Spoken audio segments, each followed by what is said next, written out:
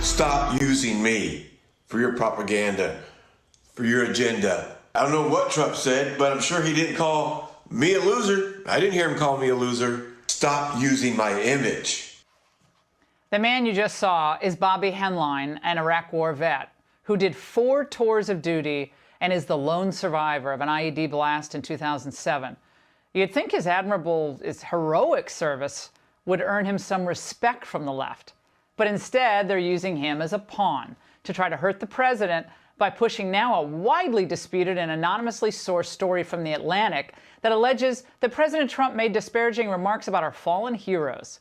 Wounded war vet Bobby Henline joins me now exclusively. Bobby, what bothers you the most about all of this? The Democrats using your image without your consent, or the fact that they attacked the president with it? There's so much to this, without the consent, attacking the president with lies. It's just unnecessary. It's wrong in so many different ways.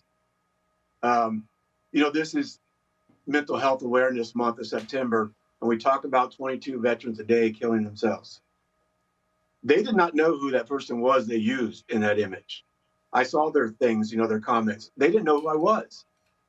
What if I was out having a depressed month, isolated because of COVID, my PTSD is kicking in, I'm drinking, I'm depressed about life, I'm looking on social media, and I see that the president called me a loser? How am I going to take that? I'm already in a depressed mood.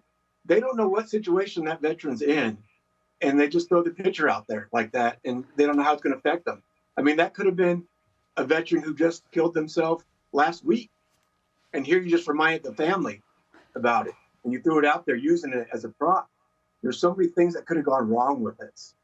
So I'm glad they got my face out there. It's not something I wanted to do. I'm not a political person. I'm not a man of fancy words or anything. But it's wrong to do that type of thing, and we got to get this stopped. And that's my main purpose. Is you got to look on there, people. If you see a post like that, and that person's name is not in the caption, and they're not tagged on there, most likely they don't know about it. So please report it. Don't share that stuff.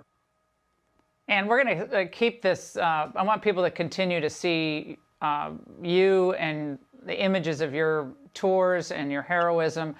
But I have to ask you, Tammy Duckworth, herself a wounded vet, Yes. a hero in her own right, responded to the bogus allegations against Trump. Watch. Apparently, I too am a loser and a sucker in Trump's book.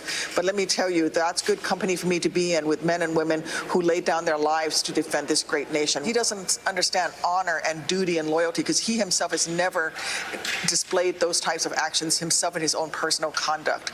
It is shameful that he is the commander-in-chief of this military. Bobby, a lot of folks out there are taking Tammy Duckworth's words as gospel.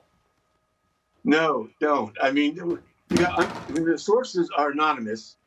Stop right there. Don't spread the lies anymore. If they were true, they would say, "This is my face. This is me. This is what I heard him say." No one's coming out and saying that. Even General Kelly's assistant said it wasn't. They were there. They said these words weren't said. Bobby, So, Bobby, we're going to continue with you next week on the mental health awareness issue. Thank you so much for joining us tonight, and thank you for your service. Thank you.